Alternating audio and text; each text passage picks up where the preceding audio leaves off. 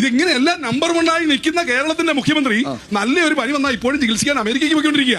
ഞാൻ പറയാലോ, അദ്ദേഹത്തിന് എന്തോ ഒരു വാസി ഉണ്ടെന്ന് തോന്നുന്നു. ഞാൻ ചില നേതാക്കന്മാരുടെ പേരെടുത്ത് പറയുന്നത്. ഇപ്പൊ മുഖ്യമന്ത്രി പിണറായി വിജയൻ മയോ ക്ലിനിക്കിൽ പോയി ചികിത്സ തേടുമ്പോൾ അദ്ദേഹത്തിന്റെ അസുഖം എന്താണെന്ന് ഏറെക്കുറെ സാക്ഷരതയും യുക്തിസഹമായി ചിന്തിക്കുന്ന ബോധമുള്ള മലയാളികൾക്ക് അറിയാം.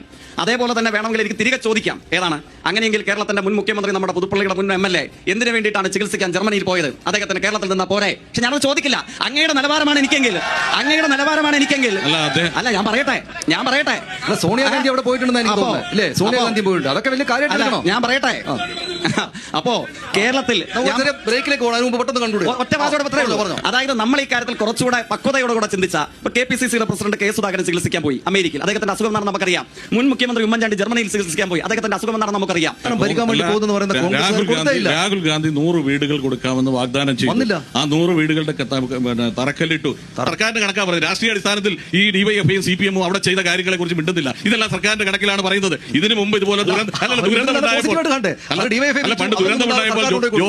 ജോർജ് ഫെർണാണ്ടസിനെതിരെ ശവപ്പെട്ടിക്ക് കമ്മീഷൻ മേടിച്ചു എന്ന ആക്ഷേപം ഉണ്ടായ കാലഘട്ടം നമ്മൾ പറഞ്ഞിട്ടില്ല. ഈ കാര്യത്തിൽ ഈ പ്രയാസം ഉണ്ടായപ്പോൾ അതിനുവേണ്ടി ചങ്ക് പൊട്ടി അധ്വാനിക്കേണ്ട വന്ന കുറേയധികം ചെറുപ്പക്കാരികളൊക്കെ ഈ സദസ്സിലുണ്ടാകാൻ സാധ്യതയുണ്ട്. കാരണം എന്താണ്, ദുരന്തം ഉണ്ടായപ്പോൾ ഞങ്ങളാരും ഒരു രസീത് അച്ചടിച്ചിട്ട്, ഇപ്പൊ നമ്മുടെ നാട്ടിൽ സാധാരണഗതിയിൽ പോലീസ് എന്തിന്റെ മുദ്രാവാക്യം വിളിക്കുമ്പോൾ നമ്മളെല്ലാവരും കോൺഗ്രസ് CPM അല്ലെങ്കിൽ ഇടതുപക്ഷ UDF വ്യത്യാസത്തിൽ വിളിക്കാറുള്ള മുദ്രാവാക്യമുണ്ട്.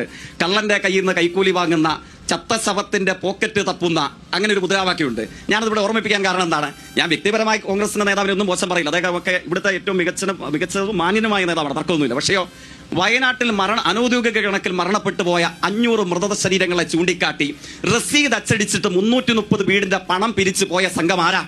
ശവം തൂക്കിയെന്ന് ഞാനിപ്പോ പറയുന്നില്ല. കള്ളന്റെ കയ്യിൽ നിന്ന് കൈക്കൂലി വാങ്ങുന്ന, ചത്ത ശവത്തിന്റെ പോക്കറ്റ് തപ്പുന്ന പണി ചെയ്തത് ആരാണെന്നുള്ളത് കേരളത്തിലെയും പാമ്പാടിയിലെയും ജനങ്ങൾ വിലയിരുത്തട്ടെ. ഞങ്ങൾ എന്താ ചെയ്തത്? ഞങ്ങളൊരു രസീത് അച്ചടിച്ചില്ല. അന്തസ്സായി ആക്രിവിറക്കി, പത്രം ശേഖരിച്ചു, മണ്ണ് ചുവന്നു, കല്ല് ചുവന്നു, മീൻ വിറ്റു. മലയാളികൾ തിരിച്ച് ഞങ്ങളുടെ കയ്യിലേക്ക് വെച്ച് തന്ന തുക എത്രയാണെന്നറിയോ? ഈ കോട്ടയം ജില്ലയിൽ DYFഐക്ക് ഇവിടുത്തെ കോൺഗ്രസ്സുകാരടക്കം ഇവരുടെ കയ്യിൽ കൊടുത്താൽ എത്തില്ലെന്ന് ഉറപ്പുള്ളതുകൊണ്ടായിരിക്കും, ശവത്തിന്റെ പോക്കറ്റ് തപ്പുന്ന ഏർപ്പാടുള്ളതുകൊണ്ടായിരിക്കും കോട്ടയം ജില്ലയിൽ DYFഐയുടെ കയ്യിലേക്ക് വയനാടിന് വേണ്ടി വെച്ച് കൊടുത്ത തുക 1,10,008 രൂപയാണ്. ഞങ്ങൾ 20 ലക്ഷം രൂപയുടെ 100 വീട്, 20 കോടിയുടെ 100 വീട് അല്ലേ, അത് പണിതിട്ടാണ് ഇവിടെ വന്ന് നിൽക്കുന്നത്. ഞാൻ പറഞ്ഞ് അവസാനിപ്പിക്കട്ടെ. എന്നിട്ടോ അദ്ദേഹം പറഞ്ഞു കല്ലിട്ടതിനെ കുറിച്ച്. ഇത് നമ്മൾ ഇവിടെയുള്ള നാട്ടുകാർ കേൾക്കുമ്പോൾ ഇതിൽ വലിയ അത്ഭുതം തോന്നാൻ സാധ്യല്ല. കാരണം എന്താണ്, കഴിഞ്ഞ 10 വർഷമായിട്ട് ഈ ഗാനമേളയ്ക്ക് കോറസ് പാടുന്ന ഒരു പരിപാടി ഉണ്ടല്ലോ, പാട്ട് പാടുമ്പോൾ അതിന്റെ പ്രധാനപ്പെട്ട ഭാഗങ്ങൾ ഏറ്റുപാടുക. 10 വർഷം കേരളത്തിന്റെ മുഖ്യമന്ത്രി സഖാവ് പിണറായി ഏത് പദ്ധതി ഉദ്ഘാടനം ചെയ്താലും, കല്ലിടത്തിലല്ല ഉദ്ഘാടനം ചെയ്താലും, കോട്ടയത്ത് പ്രത്യേക പരിശീലനം ലഭിച്ച കേരളത്തിൽ ആകെയുള്ള കോൺഗ്രസ് നയിക്കുന്ന ഒരു കോറസ് സംഘം ഉണ്ട്. എന്താണ് ഇത്? ഞങ്ങളുടെ അപ്പൂപ്പനിട്ട കല്ലാണ്, ഇത് ഞങ്ങളുടെ അമ്മൂമ്മ കണ്ട സ്വപ്നമാണ്, പിണറായി ഉദ്ഘാടനം ചെയ്യുന്നേ ഉള്ളൂ. അതുകൊണ്ട് ഈ കല്ലിട്ടത് പറയുമ്പോ കേരളത്തിലുള്ളവർക്ക് പുതുമയുണ്ടെങ്കിൽ ഇവിടുത്തെ പുതുമയുണ്ടാകാൻ സാധ്യതയില്ല. എവിടെ തറക്കല്ലിട്ടാലും ഇവരുടെ അപ്പൂപ്പൻ തറക്കല്ലിട്ടാന്ന് ജയിക്ക് പറഞ്ഞു. അതിന് ജയിക്കെ നിങ്ങൾക്ക് അങ്ങനെ ഒരു അപ്പൂപ്പൻ ഇല്ലാണ്ട് പോയത് ഞങ്ങളെ പഴിയാനായിട്ട് കാര്യമില്ല. ഞങ്ങൾക്ക് കല്ലിടാൻ ഒരു അപ്പൂപ്പനുണ്ട്, നിങ്ങൾക്ക് കല്ലിടുന്ന ഒരു അപ്പൂപ്പൻ ഇല്ലാതെ പോയത് ഞങ്ങളെ കുറ്റം പറഞ്ഞിട്ട് കാര്യമുണ്ടോ? ഒരിക്കലും ഞാൻ കോൺഗ്രസ്സുകാരെ കുറ്റം പറയില്ല പ്രിയപ്പെട്ട സുഹൃത്തെ. കാരണം എന്താണ്, ഞങ്ങൾക്ക് അക്കാര്യത്തിൽ നല്ല അപ്പൂപ്പന്മാരും നല്ല അമ്മമാരും ഉണ്ട്. പക്ഷെ ഞങ്ങളുടെ പ്രത്യേകത എന്താണ്? ഞങ്ങളുടെ പ്രത്യേകത കല്ലിട്ടിട്ട് ആ വഴി പോകില്ല. കല്ലിന്മേൽ കല്ല് വെച്ച് അതിന്മേൽ പണിത് ഉദ്ഘാടനം നിർവഹിച്ച് ഇപ്പൊ 178 വീട് കൈമാറി. പെരുമ്പളം പാലം ഉദ്ഘാടനം ചെയ്തു, 200 പാലങ്ങൾ പണിത് പൂർത്തീകരിച്ചു. ദേശീയപാതയും ദേശീയ ജലപാതയും മലയോര ഹൈവേയും തീരദേശ ഹൈവേയും കൊച്ചി വാട്ടർ മെട്രോയും കൊച്ചി മെട്രോയും ഡിജിറ്റൽ യൂണിവേഴ്സിറ്റിയും ശ്രീനാരായണ ഓപ്പൺ യൂണിവേഴ്സിറ്റിയും തുടങ്ങി K-ഫോൺ പദ്ധതിയും ആ K-ഫോൺ വഴി ലക്ഷക്കണക്കിന് കുടുംബങ്ങൾക്ക് ഇന്റർനെറ്റ് കൊടുത്തതും 5 ലക്ഷം പേർക്ക് വീട് കൊടുത്തതും 4 ലക്ഷം കുടുംബങ്ങൾക്ക് ഭൂമി കൊടുത്തതും അന്തസ്സുള്ള 140 വീടുകൾ കൊടുക്കാമെന്ന് പറഞ്ഞു. അതിന്റെ എല്ലാ നടപടികളുമായി അത് കൊടുത്തിരിക്കും. ഒരു 130 ഞാൻ പറയട്ടത് 100 രാഹുൽ ഗാന്ധി 100 വീട് 40 കർണാടക 100, രാഹുൽ ഗാന്ധി 100. രാമണ്ണറെ എന്ന് പറഞ്ഞിട്ടൊരു നേതാവ് പണ്ട് ഞങ്ങളുടെ മാരാർജിയുടെ ഒക്കെ കാലത്ത് മഞ്ചേശ്വരത്തുണ്ടായിരുന്നു. അദ്ദേഹം ഈ കോൺഗ്രസ് CPM ഡീലിൽ പ്രതിഷേധിച്ചുകൊണ്ട് പാർട്ടി വിട്ടുപോയ ആളാണ്. അങ്ങനെയുള്ള ചരിത്രമുള്ള കേരളത്തിൽ വന്നിട്ട് പറയാണ്, രണ്ട് മുന്നണികളും മാറി പറയുകയാണ് BJPയുമായിട്ടാണ് ഡീല് എന്ന്. ഈ ഡീലിനെ സംബന്ധിച്ച് എനിക്ക് ഇഷ്ടപ്പെട്ടു. കാരണം എന്റെ പണിയിൽ അതായത് രണ്ട് വാചകം കൂടി അവസാനിപ്പിച്ചോളാണ്. അദ്ദേഹം പറഞ്ഞു കാസർഗോഡ് മണ്ഡലത്തിൽ ഇവരുടെ നേതാവ് എന്നെ തോൽപ്പിച്ച സമയത്ത് CPIM ഭാഗമായിരുന്ന നേതാവ് ഈ രാഷ്ട്രീയ സഖ്യം കോൺഗ്രസുമായി RSSനെ തോൽപ്പിക്കാനുള്ള ഞങ്ങളുടെ രാഷ്ട്രീയ അവിശുദ്ധ സഖ്യം കൊണ്ട് പാർട്ടി വിട്ടുപോയി എന്നുള്ളത്.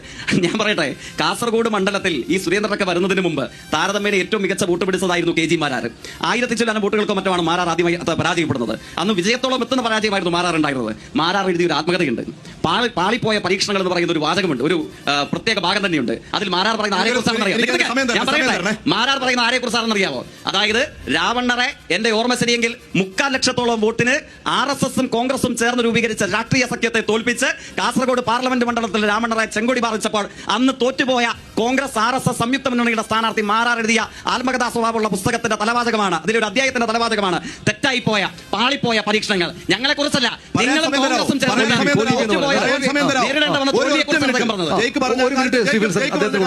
അത് മാത്രം പറഞ്ഞു. KG മാരാർ ഞങ്ങളുടെ പാർട്ടിയുടെ എക്കാലത്തെയും സമാദരണീയനായ നേതാവാണ്.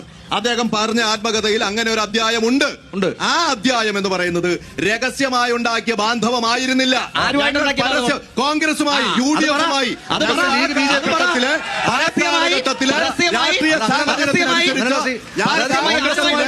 കോൺഗ്രസുമായിട്ട് BJP ആയിട്ടല്ല, കോൺഗ്രസ് ലീഗ് BJP. ഞാനതിനെ നിഷേധിച്ചില്ല.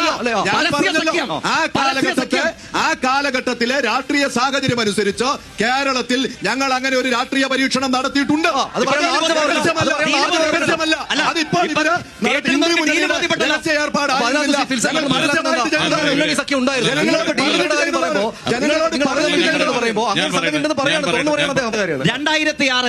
ഗോൾവൽക്കറുടെ ജന്മവാർഷിക ദിനത്തിൽ RSSനിടയിൽ വലിയ ആലോചന നടന്നു. നമുക്ക് ആരെ കൊണ്ട് വേണം നമ്മുടെ ഗുരുജിയുടെ പരിപാടി ഉദ്ഘാടനം ചെയ്യാൻ? വലിയ തർക്കം നടന്നു. സർസംഘചാലക്, കാര്യവാഹ് പലരെയും വിളിക്കാൻ ഇവർ തീരുമാനിച്ചു. അങ്ങോട്ടും ഇങ്ങോട്ടും അഭിപ്രായ വ്യത്യാസമായി ഒരു തീരുമാനത്തിലേക്ക് യോജിപ്പിലെത്താൻ കഴിഞ്ഞില്ല. ഏതോ വിവരവും ബുദ്ധിയുമുള്ള RSSന്റെ ദീർഘദർശിത്വമുള്ള നേതാവ് പറഞ്ഞു, അങ്ങനെയെങ്കിൽ നമുക്കൊരു ആളുണ്ട്, VD സതീശൻ. എന്ത് ചെയ്തു? അവിടെ അവസാനിച്ചു തർക്കം. സ്കൂളിന്റെ മുമ്പിൽ ഗുരുജി ഗോൾവൽക്കറുടെ എന്താ പ്രശ്നം? RSSനെ അതിശക്തമായിട്ട് പറഞ്ഞ ആളാണ് VS അച്യുതാനന്ദൻ.